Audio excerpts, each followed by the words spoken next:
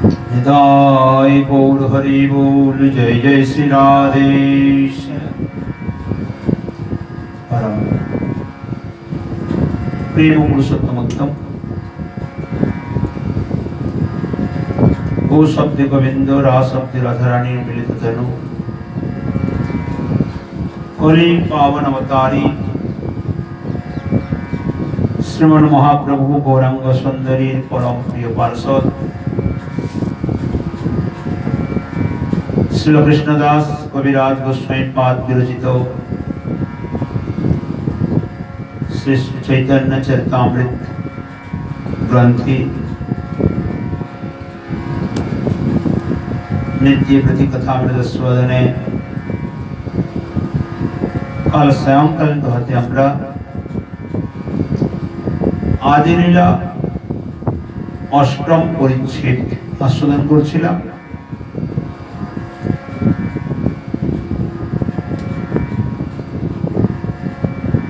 श्री महाप्रभु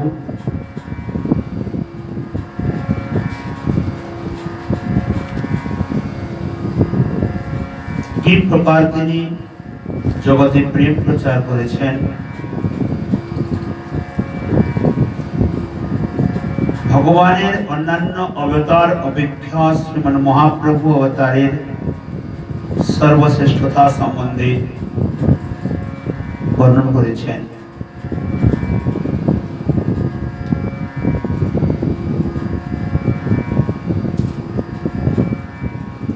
কাল প্রসঙ্গক্রমে ছিল नाम महात्मा।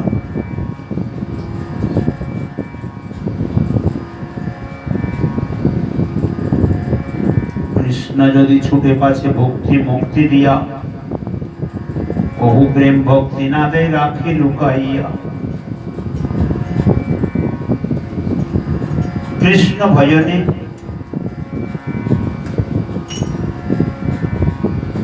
भोग्य वस्तु व मुक्ति अनायास प्राप्ति হয়ে যায়। শ্রীমদ্ ভাগবতী মহাত্মে বলছেন মুক্তি করতলে স্থিতা। কৃষ্ণ ভক্তির মুক্তি চাইতে হয় না।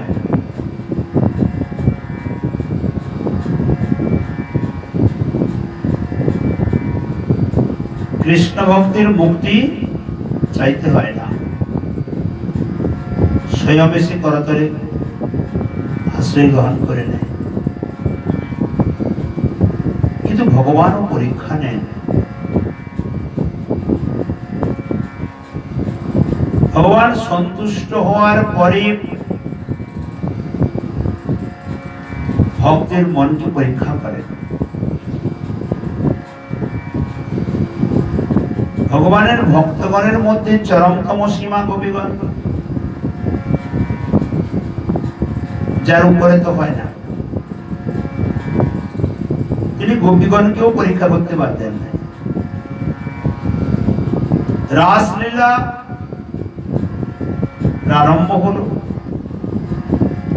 গোপীগণের মনের মধ্যে সসৌভাগ্য প্রকট ভাবনা এলো, যে কারণে শ্রীকৃষ্ণ রাসলীলা থেকে অন্তর্ধান হয়ে চলে গেলেন। এখানেও পরীক্ষা ছিল।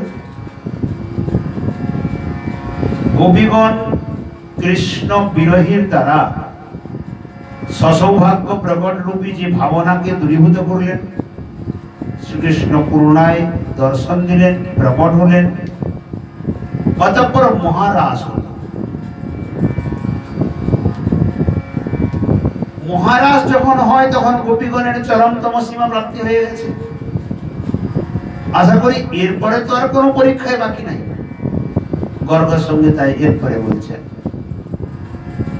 স্বয়ং ভগবান শ্রীকৃষ্ণ গোপীগণকে বলছেন রাসলীলার পরে, হে গোপীগণ, তোমাদের উপরে আমি এত সন্তুষ্ট, আমার অন্তরাত্মা এতটা সন্তুষ্ট, দেখো তোমাদের ভজন অনুরূপ আমি ভজন করতে পারি নাই। ভাগবতে বলে দিয়েছেন নপার এই অহম নিরবদ্য সংসুজাম, আমি তোমাদের ভজন অনুরূপ ভজন করতে পারি নাই। অতএব তোমাদের উপরে পরম সন্তুষ্ট। এই আমার মনের ইচ্ছা, তোমরা যা চাইবে আমি দেব, তোমরা কিছু চাও। গোপীগণ বলছেন, হে প্রাণ বল্লভ, তোমাকে প্রাপ্তি হওয়ার পরে আর জগতের এমন কি বাকি আছে যে আমরা চাইব? আমাদের মনে আর কোনো আকাঙ্ক্ষা নেই, চাওয়ার কোনো ইচ্ছাটাই নেই। কারণ ভগবত প্রাপ্তি হয়ে যাওয়ার পরে আকাঙ্ক্ষা আর কিছু থাকে না। শ্রীকৃষ্ণ তারপরেও বলছে,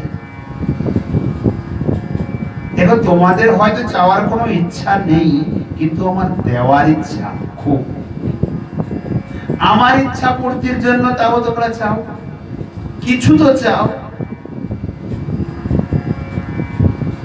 যখন শ্রীকৃষ্ণ অত্যাধিক রূপে আগ্রহ করলেন, গোপীগণ বলছেন, হে প্রাণ বল্লভ, যদি তুমি নিতান্তই দিতে চাও তাহলে এই বরদান দাও, ইন্দ্রদেব যেন ব্রজমণ্ডলে সুচারুরূপে বর্ষা করে সুন্দরভাবে। শ্রীকৃষ্ণ খিলখিল করে হাসছেন, এসে বলছেন, হে গোপীগণ, এই জগতের মধ্যে তোমরা যদি আমার কাছে একটা ব্রহ্মাণ্ড চাও না, আমি দিতে পারি। কিচ্ছু চাইতে পারলে না, ইন্দ্রদেব যেন বর্ষা করে, বর্ষা নিয়ে কি করবে? গোপীগণ বলছেন, হে প্রাণ বল্লভ, যদি ইন্দ্রদেব সুচারু রূপে বর্ষা করে, গোষ্ঠী বড় সুন্দর ঘাস হবে, আর সেই ঘাস গাভী বাছুরগণ ভক্ষণ করবে, তাতে অত্যাধিক রূপে দুগ্ধ নেবে, আর সেই দুগ্ধ থেকে মাখন উঠবে। ওই মাখন আমাদের প্রাণ বল্লভ শ্যাম সুন্দরের সেবায় লাগবে। চিন্তা করে দেখেন, বরদানটিও চাইছে কার উদ্দেশ্যে? তাদের বরদানটিও চাওয়াটা শ্রীকৃষ্ণের উদ্দেশ্যে। এখানে প্রমাণিত করছেন, ভক্তগণকে এই শিক্ষা দিচ্ছেন, যে কোনো কার্যের মূলত উদ্দেশ্য যেন কৃষ্ণ হয়। কৃষ্ণ ব্যতিরেকে কোনো অন্য উদ্দেশ্য না হয়, এবং সেটিও প্রেম যুক্ত যেন হয়। ভাগবতে বললেন, অহৈতুক্যা অপ্রতিহতা। ওই প্রেমটি অহৈতুকী, হেতুবাদ রহিত, কোনো কারণ রহিত, এবং অপ্রতিহতা, যেন বাধা প্রাপ্ত না। বাধা তো আসবে, আটকে যেন না যায়। তাই শ্রীকৃষ্ণ পরীক্ষা এই কারণে করেন যে আমার এই মহামূল্য অমূল্য রত্ন যে প্রেম আমি যে দেব, এ কি রক্ষা করতে পারবে?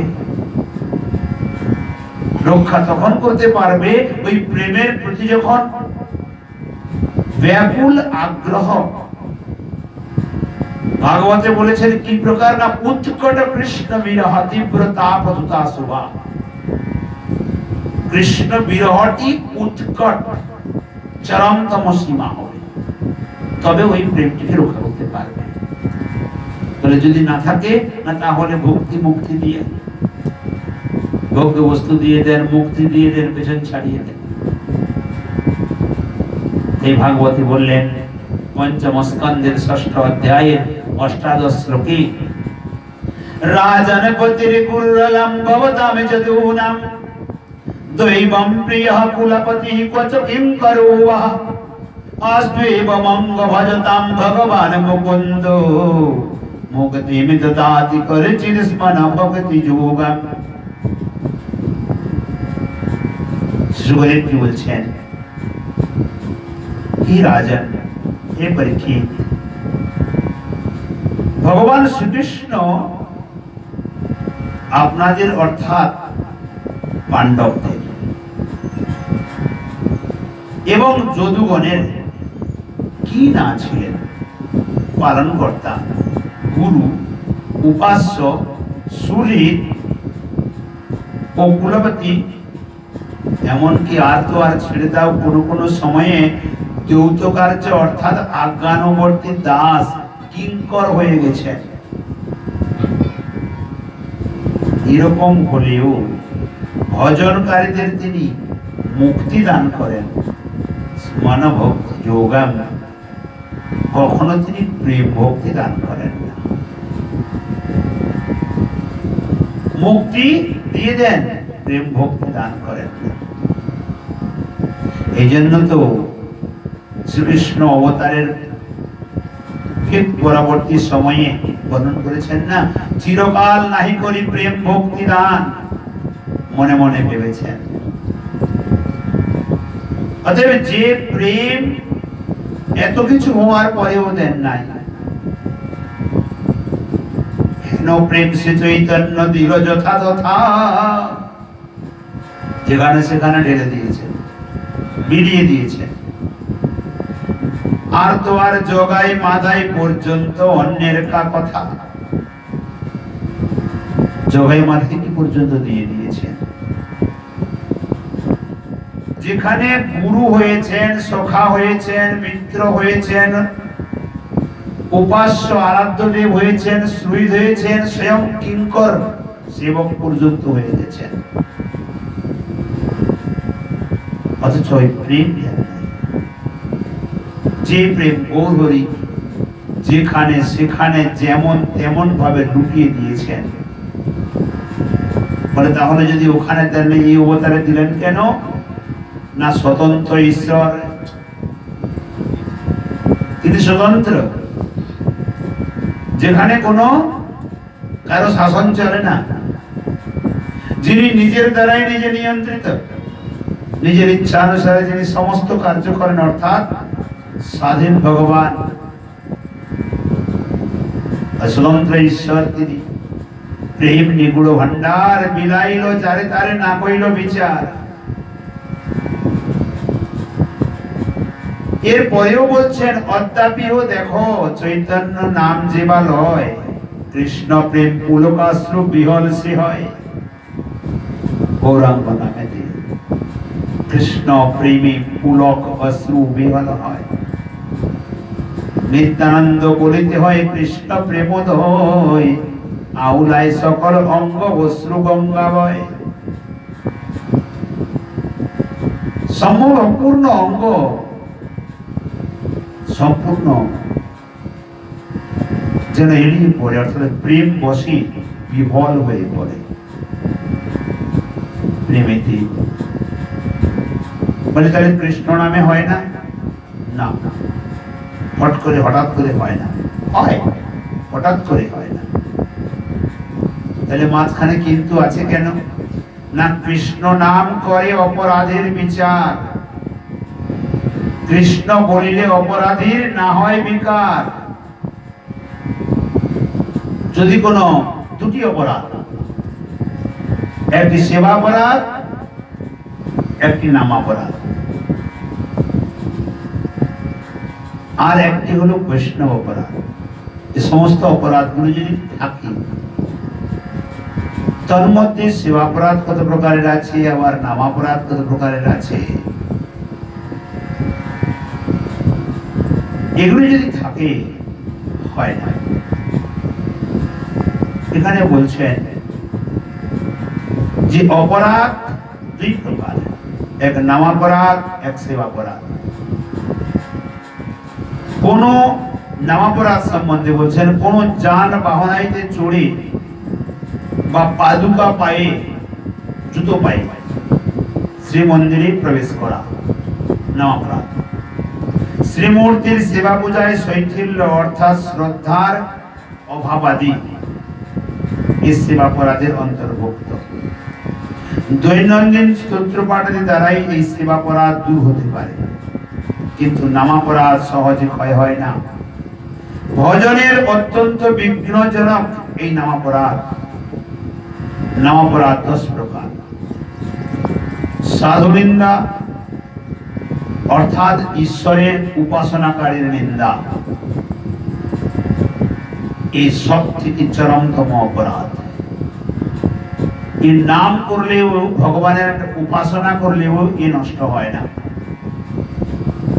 দ্বিতীয়, শ্রদ্ধাহীন ব্যক্তিদের নিকট নামের মাহাত্ম্য বর্ণন। শ্রদ্ধা নাই, অশ্রদ্ধায় যেখানে সেখানে রাস্তাঘাটে তাদের কাছে নামের মহিমা কীর্তন করা, বিষ্ণু ও শিবের নাম রূপে ভেদ বুদ্ধি করা, বেদ শাস্ত্র ও গুরু বহিত নামে নাম মাহাত্ম্যে অবিশ্বাস, অর্থাৎ বেদের প্রতি, শাস্ত্রের প্রতি, গুরুদেবের বর্ণিত নামের প্রতি, মন্ত্রের প্রতি অবিশ্বাস, ঈশ্বরের নামে অর্থবাদ ভ্রম, অর্থাৎ সাধুমাত্র স্তুতি বাক্য মনে করা, নামের আশ্রয় নিয়ে বিহিত কর্মের ত্যাগ ও নিষিদ্ধ কর্মের আচরণ করা, যেটি নিষেধ করেছে ওটি করব, আর যেটি নিষেধ করে নাই ওটি করব না, যেটি করতে বলেছে ওটি করব না, নামের আশ্রয় নিয়ে। অন্যান্য ধর্মের সঙ্গে নামের তুলনা করা, অর্থাৎ শাস্ত্র বিহিত কর্মের সঙ্গে নামের তুলনা করা। কৃষ্ণ নাম উচ্চারণ করলেও অপরাধীর প্রেমের বিকার সাত্বিক ভাব হয় না। সেবাপরাধ 64 প্রকারের হয়, নামাপরাধ 10 প্রকারের হয়। এদের থেকে নিষ্কৃতি পাওয়া, তবে গিয়ে প্রেম জাগরিত হবে। তাই শ্রীমদ্ ভাগবতী বললেন, তদস্মসারং হৃদয়ং পতেদং দজ্জদ্গৃহ্যমাণৈর হরিনামধেয়ৈ ন বিক্রিয়েতাথ যদা বিকারো নেত্রে জলম কাতরভেষু হর্ষঃ।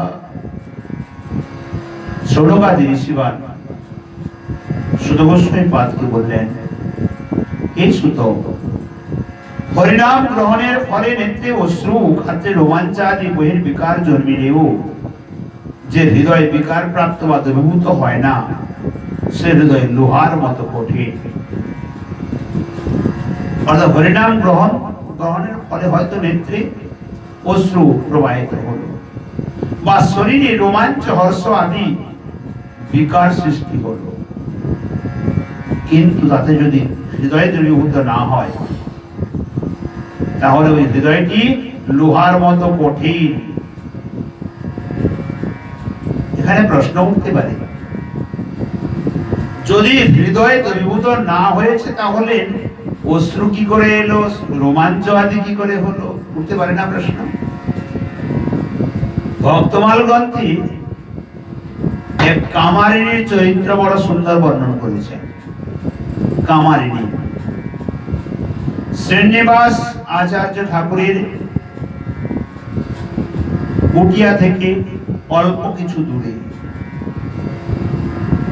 এইটি ছিল।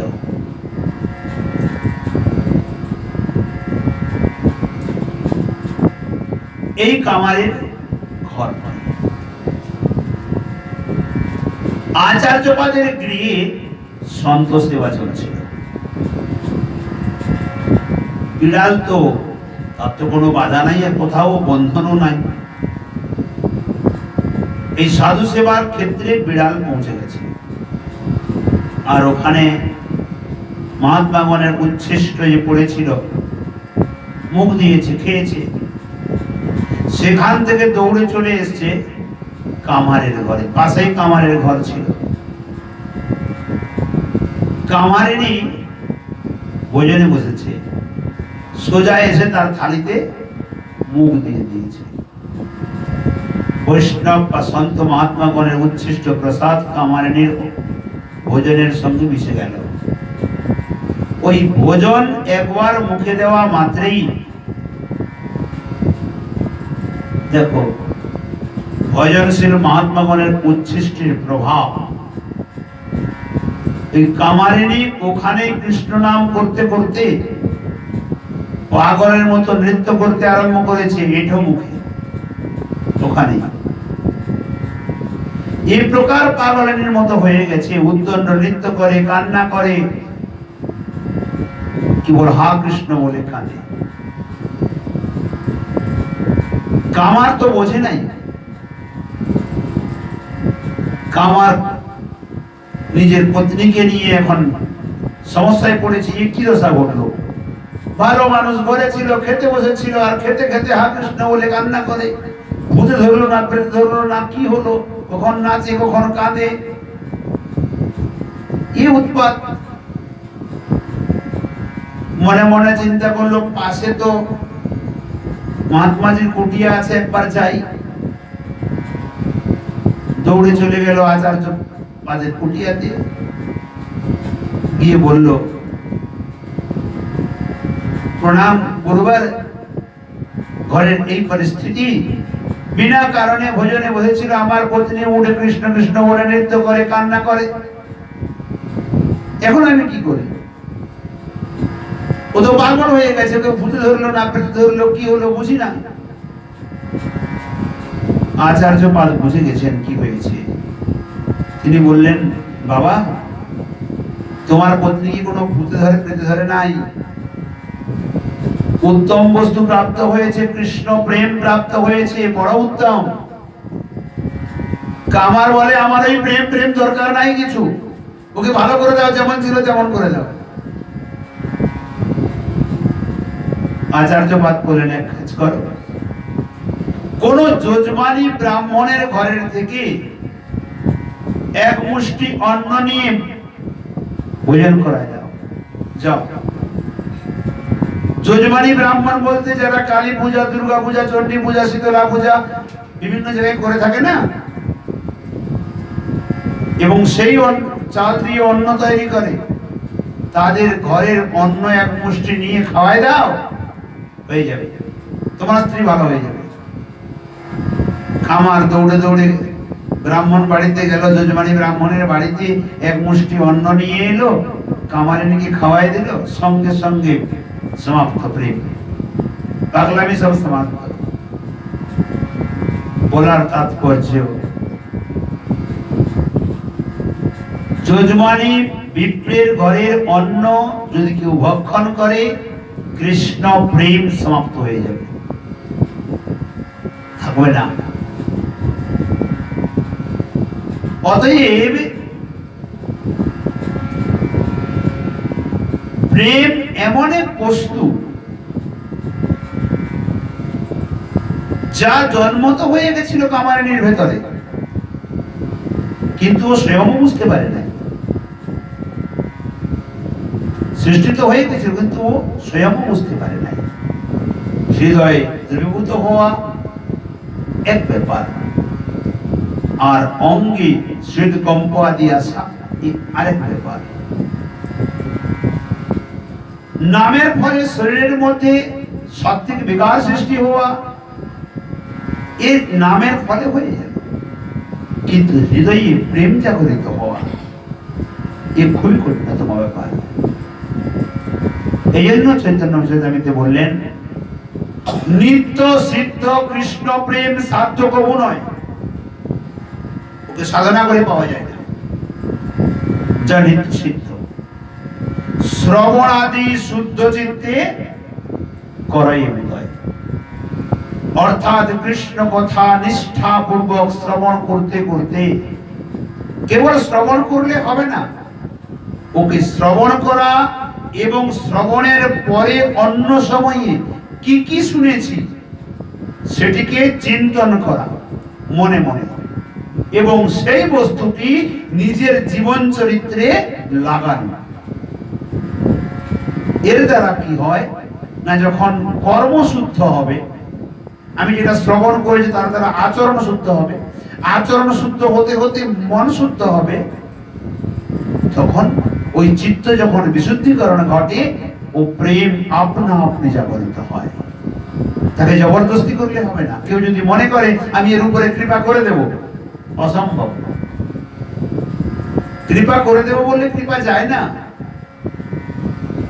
হরিনামৃত ব্যাকরণে জীব গোস্বামী পাদ কৃপা শব্দ সম্বন্ধে বলেছেন, কৃপলি সমর্থী, অর্থাৎ কৃপলি ধাতু সমর্থ, যে কৃপা স্বয়ং সমর্থমান।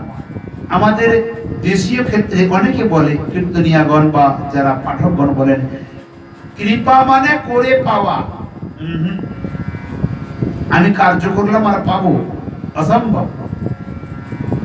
এর অর্থ হয় না, কারণ ত্রিপু সামর্থ্যে স্বয়ং সমর্থমান কৃপা। যে যেখানে সে দেখতে পাবে কি এখানে শুদ্ধ চিত্ত, এখানে নম্রতা, এখানে বৈষ্ণবতা পূর্ণরূপে বিদ্যমান, তো আশীর্বাদ কৃপা আপনা আপনি ঢলে চলে যাবে। ওকে আনাতে হয় না।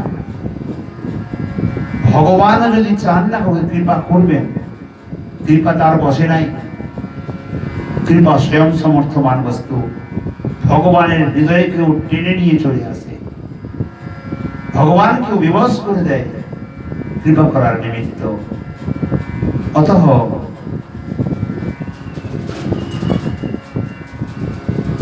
এক কৃষ্ণ নামে করে সর্ব পাপ নাশ। একটি কৃষ্ণ নাম,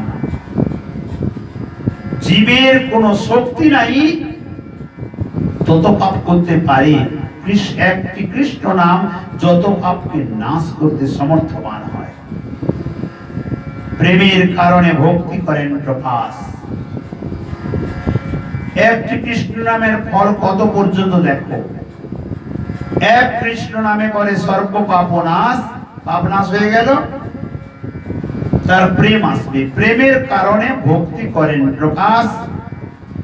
প্রেমের উদয়ে হয় প্রেমের বিকার, স্বেদ কম্প পুলকাদি গদগদাশ্রুধার। প্রেমের উদয়ে তার হৃদয়ে প্রেমের বিকার সৃষ্টি হয়, স্বেদ কম্প পুলক বৈবর্ণ আদি আদি সৃষ্টি হয়, এবং নয়ন থেকে গদগদ অশ্রুধারা প্রবাহিত হয়। আর কি হয়? অনায়াসে ভবক্ষয়। সংসার বন্ধন বৈষ্ণবের থাকে না, কদাপি থাকে না। বৈষ্ণবের সংসার বন্ধন স্বয়ং সমাপ্ত হয়ে যায়, কেউ বন্ধন করে রাখতে পারে না। জীব গোস্বামীপাদ, শ্রীল জীব গোস্বামীপাদ হরিনামামৃত ব্যাকরণে বলছেন, বৈষ্ণবানাম সংসারঃ স্বয়মেব হন্যন্তি। বৈষ্ণবের সংসার আপনা আপনি ছেদন হয়ে যায়, থাকে না। অতএব এক কৃষ্ণ নামের ফলে এখানে কি বলছেন না, অনায়াসে ভবক্ষয়, সংসার বন্ধন ক্ষয়। আর কি প্রাপ্ত হয় না? কৃষ্ণের সেবন, কৃষ্ণের সেবা প্রাপ্তি হয়। এক কৃষ্ণ নামের ফলে পাই এত ধন। একটি কৃষ্ণ নাম করা মাত্রই প্রথমে তার সমস্ত পাপ নাশ হলো, দ্বিতীয় প্রেমের কারণে ভক্তি প্রকাশ হলো, তৃতীয় প্রেমের উদয় হলো, প্রেমের বিকাশ সৃষ্টি হলো, চতুর্থ পঞ্চম ষষ্ঠে প্রেমের বিকারে কি কি এলো? স্বেদ কম্প পুলক গদগদাশ্রুধার আদি আদি। আর ষষ্ঠী হলো ভবক্ষয়, সংসার বন্ধন ক্ষয়। সপ্তমে প্রাপ্তি হলো কৃষ্ণের সেবন। এক কৃষ্ণ নামের ফলে পাই এত ধন। কিন্তু কেন কৃষ্ণ নাম যদি লয় বহুবার, এই কৃষ্ণ নামের একটি নামে যদি এত ফল পাই, তাহলে আমাদের হয় না কেন? আমরা তো দিন রাত কৃষ্ণ কৃষ্ণ কৃষ্ণ কৃষ্ণ করতেই আছি, তবু হয় না কেন? লক্ষ লক্ষ নাম জপ করছি, তবু হয় না কেন? তাই না? বলে হেন কৃষ্ণ নাম যদি লয় বহুবার, তবে যদি প্রেম নহে নহে অশ্রুধার। তবুও যদি প্রেম না হয়, যদি অশ্রুধারা প্রবাহিত না হয়, যদি প্রেমের বিকার না আসে, তবে জানি অপরাধ তাহাতে আছে প্রচুর। কৃষ্ণ নাম বীজ তাহে না হয় অঙ্কুর, তাহলে তার মধ্যে প্রচুর অপরাধ বিদ্যমান। কৃষ্ণ নামের বীজ অঙ্কুর হওয়ার জায়গা নাই, কারণ ঊষর ভূমিতে না হয় বীজের বপন। কিন্তু দেখো চৈতন্য নিত্যানন্দে নাহি এসব বিচার, আমার গৌরাঙ্গ নিত্যানন্দে অপরাধের বিচার নেই। নাম লইতে প্রেম দেন বহে অশ্রুধার, নাম গ্রহণ মাত্রেই প্রেম দান করে, নয়নে অশ্রুধারা প্রবাহিত হয়। স্বতন্ত্র ঈশ্বর প্রভু অত্যন্ত উদার, যিনি স্বতন্ত্র ঈশ্বর অত্যন্ত উদার। তারে না ভজিলে কবু না হয় নিস্তার। অতএব গৌরাঙ্গ ভজন যদি না করো, জীবের নিস্তার নাই। এই জন্য বললেন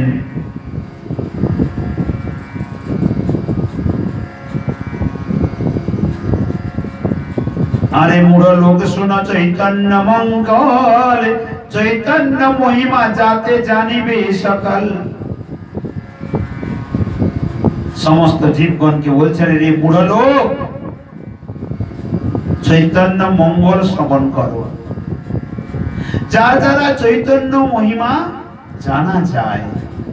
আচ্ছা, চৈতন্য মঙ্গলটি কি? বলে ভক্তবৎসল ভগবান কি?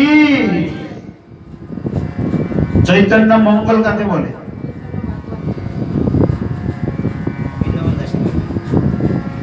চৈতন্য ভাগবত।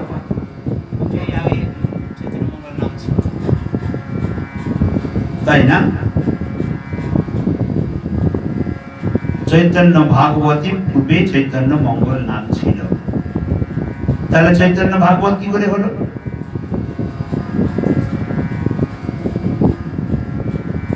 কদাচিৎ কোন সময়ে শ্রী লোচন দাস ঠাকুর তিনি গুরুদেবকে খুঁজতে খুঁজতে যাচ্ছেন, গুরুকরণ করার জন্য তিনি যাচ্ছিলেন। কোন মতে কোথায় গুরুকরণ করবেন এ তিনি ঠিক করতে পারছিলেন না। তদানীন্তন সময়ে নবদ্বীপে বৃন্দাবন দাস ঠাকুর বৈষ্ণবগণের আচার্য ছিলেন এবং তিনি চৈতন্য মঙ্গল রচনা করেছেন। সবাই ওখানে শুনতে আসে, সমস্ত নবদ্বীপবাসীগণ স্বয়ংকালে চৈতন্য ভাগবতী কথা শ্রবণে আসে। একদিন লোচন দাস ঠাকুর যাচ্ছেন। লোচন দাস ঠাকুরের গুরুদেবের নামটি কি?